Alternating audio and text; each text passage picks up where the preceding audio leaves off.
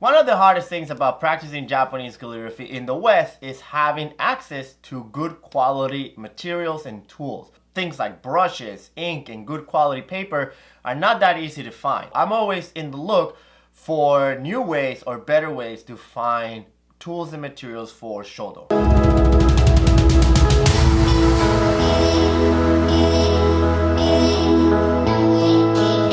So a company called Inkstone in Singapore contacted me and they asked me if it was okay for them to send me some stuff for me to try. I'm pretty excited about it. I just got the package. So let's open it up and see what's inside.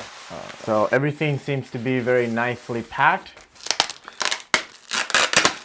And this is the company, Inkstone.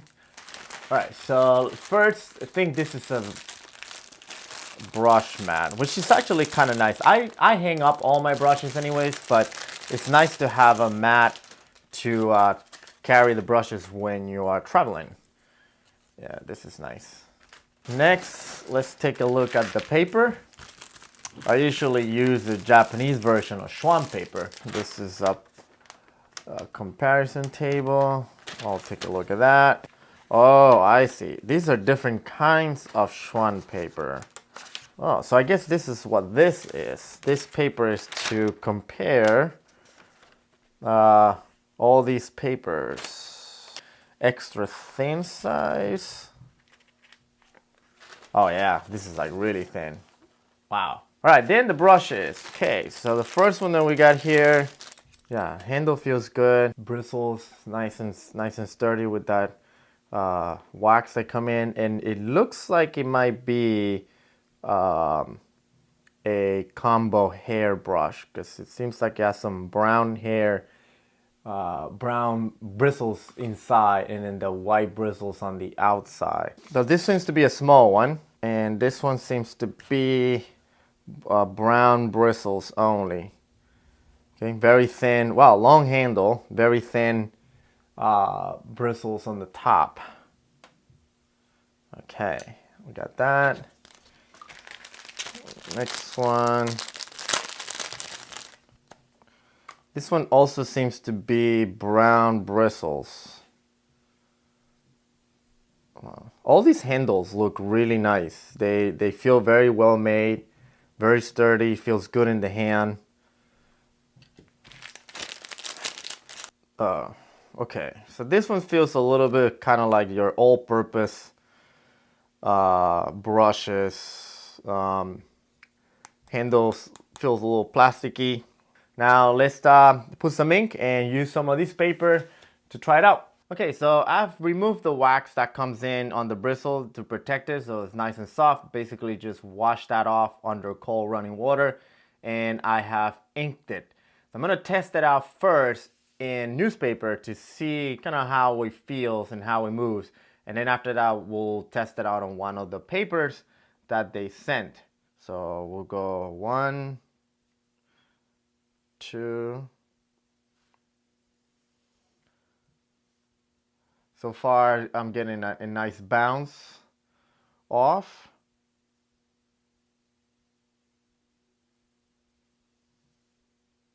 Nice point. That's usually good when it's a new brush. They give you those nice fine points. When the brushes start to get old and worn out, they don't give you those points anymore. And this, oh, it comes up beautifully. You know, it comes off from the paper, it just lifts up, no problem. I mean, a lot of new brushes will do that, but this one did it really, really nice. So far I like this brush a lot. It comes down here, all the way down, stop, and then when I'm coming up the peak, lift, and makes a nice point, and the brush is back straight, which is really nice. I like that a lot. All right, now I want to test the little one because I see myself using this type of brush for signatures or little writings, or sometimes when doing kana calligraphy. Let's start with the kanji A2. We're just gonna brush it small.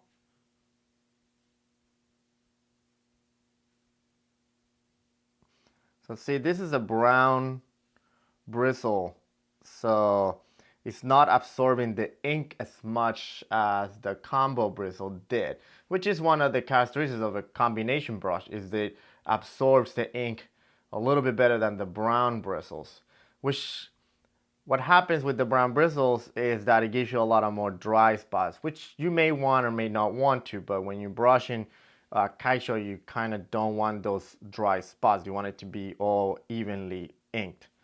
Let me try something in cursive. We'll do some kana. We'll do A. Yeah, see, even though I inked again, it's not holding the ink very much. So I don't want to ink too much, and then it'll bleed and it'll be blotchy. So we'll try this one again.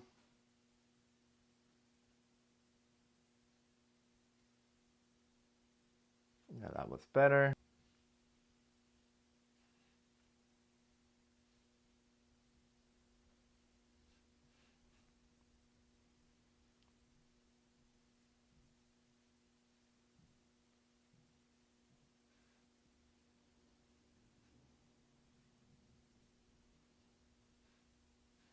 Let's try one more time with a little bit more ink.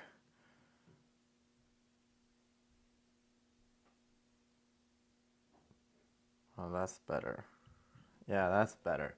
So yeah, I like this one a lot. I think it'll be good for kana calligraphy, practicing some hiragana, good for signatures. I see myself using it for a signature, or if you're trying to do very small letterings. All right, so they gave me this paper that has the codes and what type of paper it is and what the recommendation, and then a bunch of all information like the size and the weight and whatnot. And I looked them up, and then I matched some of the labels here on the sample so that I can pick some of them. I'm not gonna brush on all of the ones that they send me, but I'm gonna pick some of them and then brush on those and see how they look.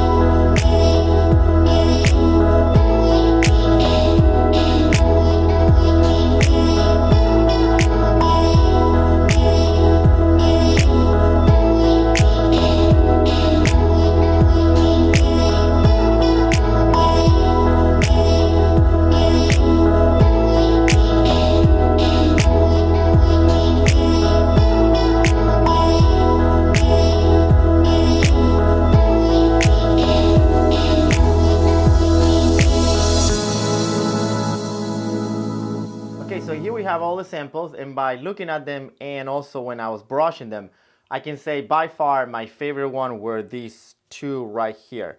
This is the Perfect 80 and this is the Extra Fine 65-75. These ones were okay, you know, it absorbed the ink a lot, it didn't flow very well.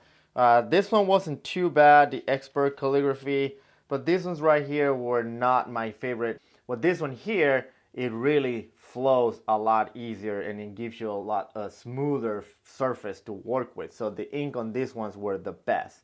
So I was looking at the paper that they sent me and all these numbers down here. What this means is all these papers are Schwamm papers, which to my understanding Schwamm paper is the so-called rice paper, but it's not made out of rice, it's made out of mulberry and other fibers. However, there is a percentage here of the sandalwood tree bark fibers, and the higher the percentage of that bark fiber, the higher the quality of the paper is, and that's what those numbers mean.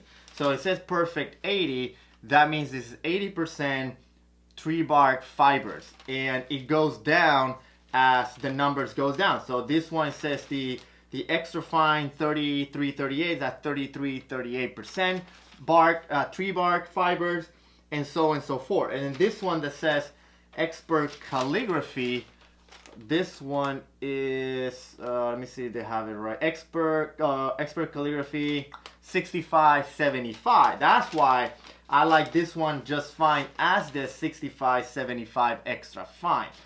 Which is interesting because I didn't know that until I read the paper and looked it up online real quick in their website. What is the numbers meant? And for sure, the higher the tree bark fiber, the much better the paper is. And I'm assuming the lower the percentage means that the paper has more of mulberry and maybe rice and other fibers as fillers. It doesn't feel as good. You can see on some of these where the edges start to look blurry. Well, this one's right here, the edges looks nice and sharp, and that's really good. So overall, I really like these papers. I would have to check on their website to see if they, what the sizes are and what are the prices and whatnot.